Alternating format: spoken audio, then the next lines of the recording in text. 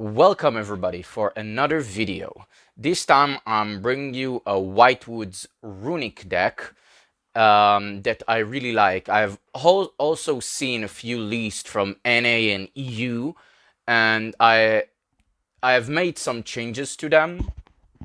To be honest, I really like this list, and I have tested it throughout the weeks with locals, and I really enjoyed it. To be honest, I really think that this might be the best runic build there is right now. And that's it. Let's get going with the list. So the list is a pretty standard list with 3 fountains, 3 slumbers, 3 freezing curses, 3 distraction, 3 tip, 3 flashing fire, and 1 of each spell. To be honest, I think that this is the correct ratio for any runic. To be honest, I wouldn't say that I'm like the best runic player, but whenever I drew, I mean I've tried it with Golden Droplet, and I didn't really like it. I've tried it with 2D spelling, and I didn't really like it. Because you usually draw into multiples from time to time, and it feels quite bad, and you might think, oh, so the Golden Droplet was good. I didn't like it as much. I mean, it's another runic spell that works, and sometimes it made a difference. But when I took it out and added something else, I didn't really feel the lack of the golden droplet. And to be honest, this is the ratio that I liked. You can tweak a bit the ratios, but this is my comfortable ratios, the one that I used and like. And now let's go for the white woods portion. For the white woods portion, I'm actually playing 3 a stellar of the white forest, and I've seen many people cut it, and to be honest, you can go for 2.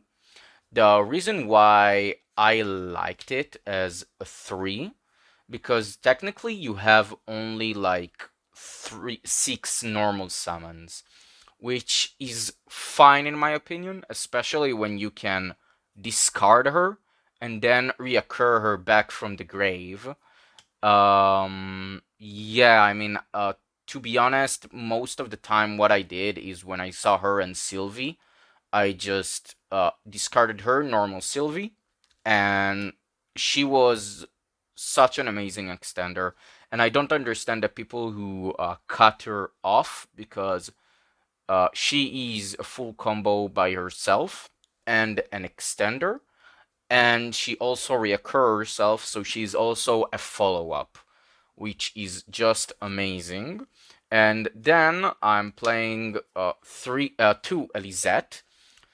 To be honest, you can like cut her for the 3rd Elisette, but I didn't like Elisette, maybe because whenever I played her on 3, I got ashed, like I opened her quite a lot instead of a seller, and to send a spell from your hand to the graveyard, it's such a huge liability, especially when you get ashed, especially when you get drolled, and it feels so bad when you have her in your hand as your only engine and you can't do anything. Under a stellar, you can at least go to the Abels at under draw, and if this gets ashed, it's quite less of a problem rather than a stellar, in my opinion. And then we are playing the best normal summon of the deck, the 3 Sylvie. She is with the Runick engine just amazing. I liked her. Should stay on 3, the best normal summon of the deck. And then I'm playing 2 Ruchia. Now, I've seen many lists run 1, and I think that's quite wrong. You need to play her at least on 2. Again, you can like play with the ratios. You can also play her on 3, get the Stellar out and go for like 3-3, 2-2 for the grind and the reoccurrence because they all search themselves quite. So the engine is very accessible when you open one of the 4s and not one of the 2s.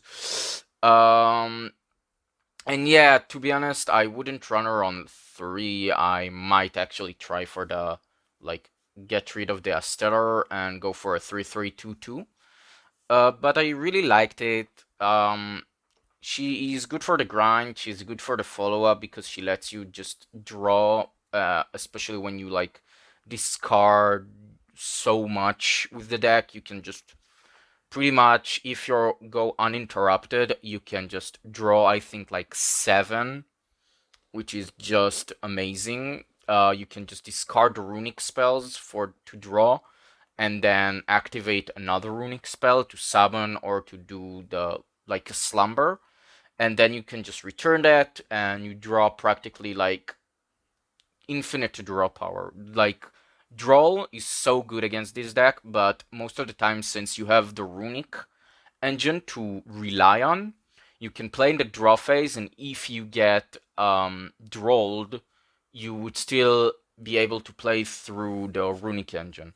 And this one, I actually seen many people cut to just play 1.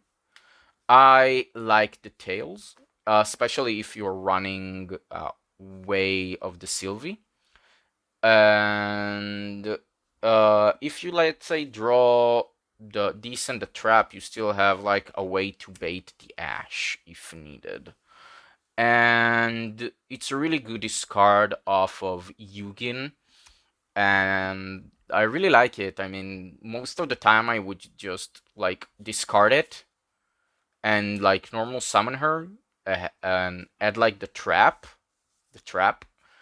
and I would, since I would already have like the Rusia, I would just special summon it, send this because I didn't really need it, and it's a really good discard fodder because you can practically discard it twice, which is really really really again good because it practically makes your monsters, your Hugins, to have no cost. And the one standard woes, to be honest, I thought about running 2 woes, 1 tails, but most of the time when you are going first, you need more consistency rather than interruptions, but I might actually try maybe the 2 traps instead of the 2 spells. For the time being, this is what I decided and quite like.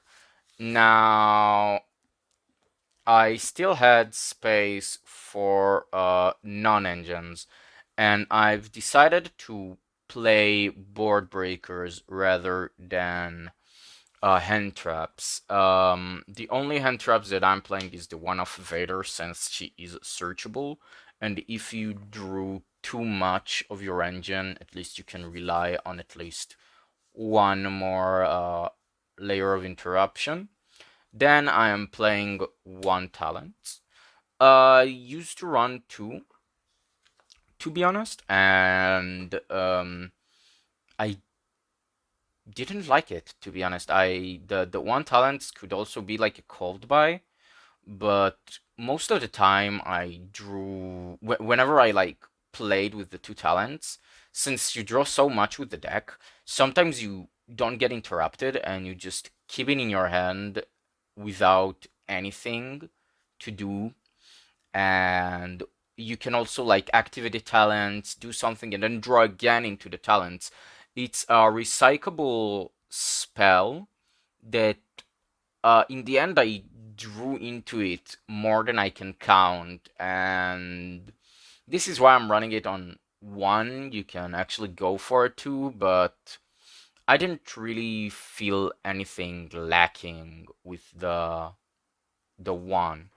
And then I'm playing three Dark Ruler No More was the MVP of the of everything. Whenever I went second, I just slam it down, and my opponent like, okay, I have nothing, and just kept playing, which is really amazing. It lets you break the boards so easily with your runics because then your opponent practically have no way to interrupt you.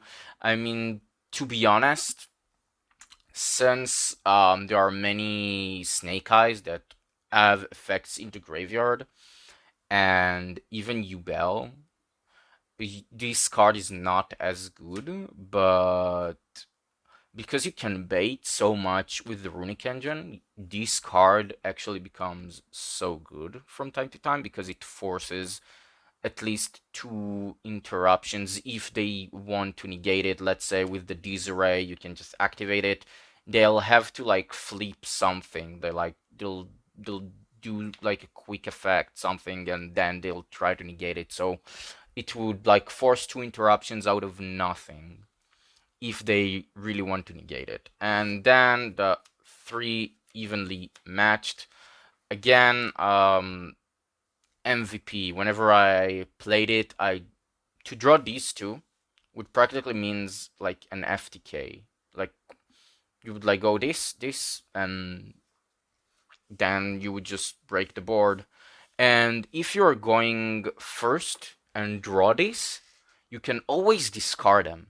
And if you need them, you can just add them back. Um, yeah, this is a 40, if I remember correctly, 40 clear main deck. I tested it the whole week. I went from like first and second places. I like topped. I had like I think four tops with around the week that I played it, and I really liked it. I really like the list. You can change like and or tweak it. I've seen many people run floodgates. Like you can run skill drain. I didn't like it. You can run it in the side as well, but I don't really enjoy playing like the whole runic stun haha type of gameplay that this deck may provide. I enjoy more of the combos and the way that the deck breaks boards. Now let's go with the extra deck. Now the extra deck has so much flex spots, and you can practically fill it with anything you may want. I think that you only have a few mandatory cards that you have to run. But yeah, I'm playing two Yugen and one Gary. To be honest, I played two Yugi, two Gary. But since you are running the white Woods engine, you actually can reoccur the field spell way better than the Gary. But I usually used like the Gary in order to just break the board. I would go to the battle phase with like an evenly and something else. I would activate Special Summon the Gary, crash the Gary, force the negate, then I would evenly matched, and then I would continue playing. Um, yeah, you usually go with this build, you usually go with a one Yugen and not the two. Sometimes I wish that I had the third Yugen, but I didn't really miss the third Yugen that much. But yeah, you can like go for a three Yugen, one Gary, two. This is the ratios that I felt comfortable with playing. And then I am playing one SP, one Unicorn. The main reason why I'm not playing any more links is because I didn't really feel any need for any more links. The only thing that I might think is just adding maybe an access code talker, just so I could have like a pop and maybe free my EMZ. But to be honest, I made Little Knight and then I made Unicorn, like Little Knight to banish, and then I like rank up into the Unicorn. I really like the Unicorn since he discards and that activates a Stellar that you can reoccur back and then have a full combo, especially when you have like a dead evenly matched in your hand. So it felt quite good. You can run a fourth one, but I didn't really feel like the huge difference with missing it. I mean, you can run an excess and then just pop like three cards with practically uh link climbing strategy. And then I am playing 1-1-1. This is pretty standard, running one of each. The level 4s can bring them back to the extra deck, which is quite busted. This one I made all the time, and to be honest, in the Runick variation, she is quite the MVP in order to just OTK and interrupt your opponent, since she gives double piercing, by the way, for some reason. You practically just summon her, you don't use any Runick, you just already skipped your battle phase, and you just attack with these two, and this is game. Like, this is so busted from time to time that the amount of times that I'm like, I attack for game, and they're like, why is that? Because I just set like something with 200 attack and just this deals 6k out of thin air. Just amazing. You need one of each. I You can bump these to two. I mean, the whole week people just made SP banish it, and I kind of felt bad. I mean, because sometimes I couldn't bounce it back to the extra deck before the SP would resolve. But beyond that, I didn't really feel like the need for it because I'm also playing the Omega. The Omega, to be honest, it's a flex spot. You don't have to play it. Again, the deck has I felt you have like a seven cards that you really, really, really need in your extra deck, and then you have like a whole 8 to 5 cards, depends on your must play. And the Omega I've made a few times to just loop a card out of my opponent's hand.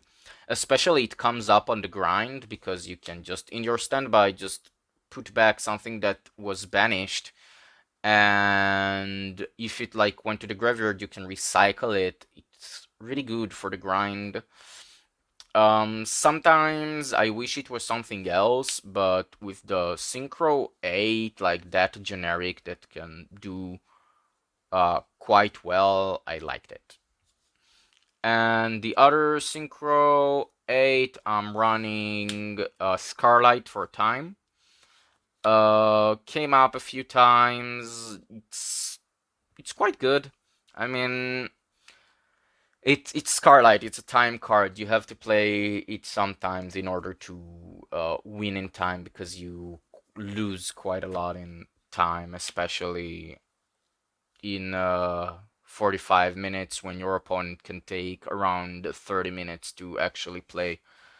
And then I'm playing the Tri-Edge to draw more, and um, Zapper Shrimp to summon to have like the two interruption targets off of Diabel, and the Chaos Angel or the Chening, whichever you choose to go with. And another honorary pop draw consistency card is Legatia.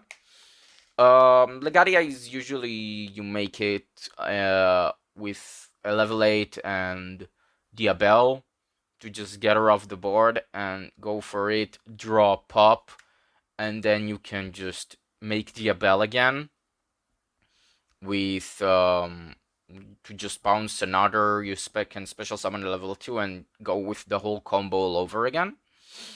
And that's it. To be honest, you have quite a lot of flex spots that I can, especially like the Omega, the Scarlight, her, the Lynx. You can always feel more runic if you feel like you want to go with the more runic portion or the more synchro with the synchro portion.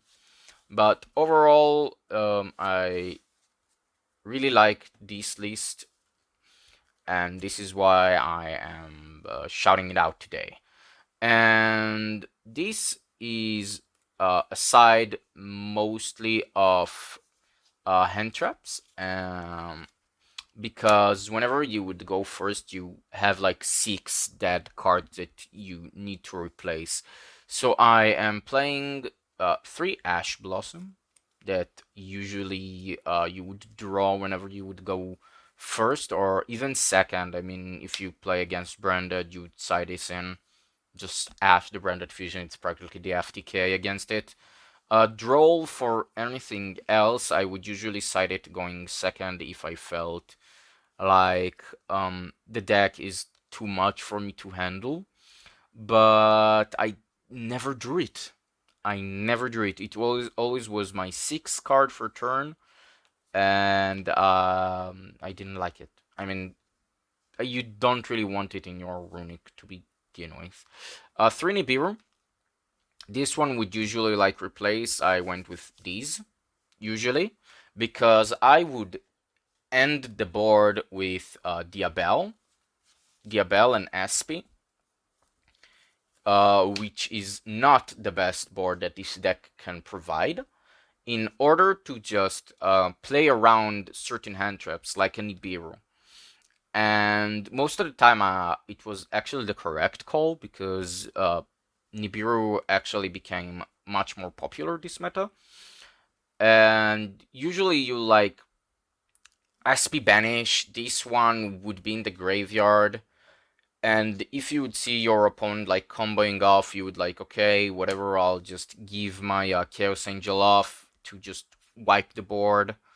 And then you would like pop the token and just continue playing. Amazing. Didn't come up as much as I thought it would, but it did. And then I'm playing the Bestial package that mainly because I played quite a lot against Faintsmith and a dark related decks like Memento and uh, don't really, and Yubel.